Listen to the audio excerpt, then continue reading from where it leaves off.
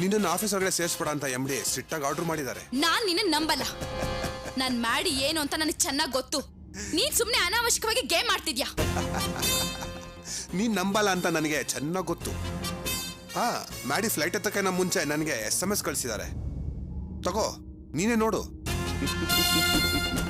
ಯಾವುದೇ ಕಾರಣಕ್ಕೂ ಕಾವ್ಯನ ಆಫೀಸ್ ಒಳಗಡೆ ಸೇರಿಸ್ಬೇಡ ಅಂತ ಡೀಟೇಲ್ ಆಗಿ ಮೆಸೇಜ್ ಮಾಡಿದ್ದಾರೆ. ತಗೋ.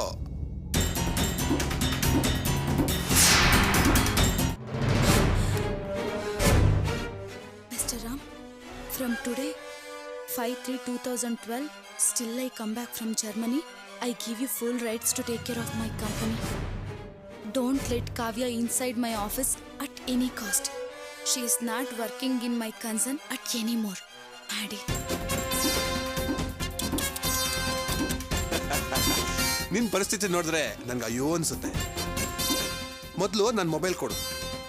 ಟೆನ್ಷನ್ ಅಲ್ಲಿ ಎಷ್ಟು ಬಿಟ್ಟಿಯ. ನೆನ್ನೆ ಒಂದ್ ನಿಮಿಷ ನಾನು ಎದುರು ಬಿಟ್ಟಿದ್ದೆ, ನನ್ನನ್ನು ಸಿಕ್ಕಾಕ್ಸ್ಬಿಡ್ತೀಯೇನೋ ಅಂತ.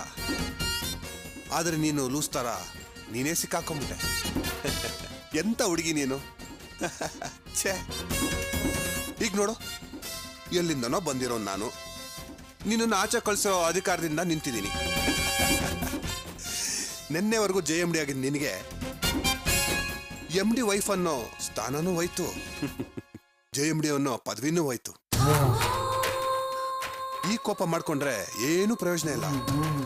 ಬಟ್ ಇವಾಗ್ಲೂ ಹೇಳ್ತೀನಿ, ನನ್ನ ಆಸೆಗೆ ಒಂದೇ ಒಂದಿನ ಹಾಫ್ ಡೇ, ಓನ್ಲಿ 1 hour ನನ್ನ ಆಸೆ ಪೂರೈಸಕ್ಕೆ ನೀನು ಒಪ್ಕೊಂಡ್ರೆ ನಿನ್ನ ಪ್ರಾಬ್ಲಮ್ಸ್ ಎಲ್ಲಾನು ಒಂದೇ ಒಂದು ಫೋನ್ ಕಾಲಲ್ಲಿ ಸಾಲ್ವ್ ಮಾಡ್ಬಿಡ್ತೀನಿ. ನಾನ್ ಸತ್ರು ನಿನ್ನ ಆಸೆನ ನೆರವೇರೋದಕ್ಕೆ ಬಿಡೋದಿಲ್ಲ ಕಣೋ. ಮ್ಯಾಡಿ ನನ್ನ ಮೇಲೆ ಪ್ರಾಣನ ಇಟ್ಕೊಂಡಿದ್ದಾರೆ. ಅವ್ರನ್ನ ಹೇಗ್ ಸಮಾಧಾನ ಮಾಡ್ಬೇಕು ಅಂತ ನನಗೆ ಚೆನ್ನಾಗಿ ಗೊತ್ತು. ಆದ್ರೆ ನನ್ನ ಈ ಸ್ಥಿತಿಗೆ ತಂದಿರೋ ನಿನ್ನ ಯಾವುದೇ ಕಾರಣಕ್ಕೂ ಸುಮ್ಮನೆ ಬಿಡೋದಿಲ್ಲ ಕಣೋ. ಬಟ್ಟಿ ರಾಸ್ಕಲ್. ಕಾವ್ಯ, ಯಾಕೆ ಈ ರೀತಿ ಬಿಹೇವ್ ಮಾಡ್ತಿದ್ಯಾ? ಕೈ ತೆಗಿ. ನಿನ್ನ ಸಾಯಿಸ್ಬಿಡ್ತೀನಿ ಕಣೋ. ಸೆಕ್ಯೂರಿಟಿಗೆ ಹೋಗ್ಬಿಟ್ರೆ ಹೆದರ್ಕೊಂಡು ಸುಮ್ಮನೆ ಬಿಟ್ಬಿಡ್ತೀನಿ ಅನ್ಕೊಂಡಿದ್ಯಾ? ಮೇಡಮ್, ಅವ್ರಿಗೂ ನಿನ್ ಬಂಡವಾಳ ಗೊತ್ತಾಗ್ಲಿ. ಬಿಡಿ.